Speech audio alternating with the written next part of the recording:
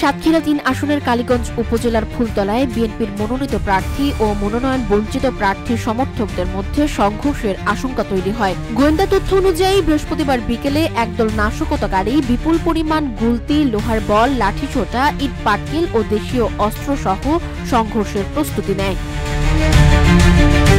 পরিস্থিতির গুরুত্ব অনুধাবন করে সাতক্ষীরার অন্তর্গত কালীগঞ্জ আর্মি ক্যাম্পের বিশেষ টহল দল দ্রুত অভিযান পরিচালনা করে। সেনা সদস্যদের উপস্থিতি টের পেয়ে একদল নাশকতাকারী অস্ত্র ও লোহার টুকরা নদীতে নিক্ষেপ করে পালানোর চেষ্টা করে। পরবর্তীতে অভিযান দল 4 জন নাশকতাকারী ও 4টি গাড়ি আটক করে পুলিশের নিকট হস্তান্তর করে। এ সময় ঘটনার স্থান থেকে একটি মিনি ট্রাক ও 3টি পিকআপ ভ্যান, লাঠি, ইট পাটকেল, গুলতি, লোহার পাইপ ও ধারালো লোহার টুকরা জব্দ করা হয়।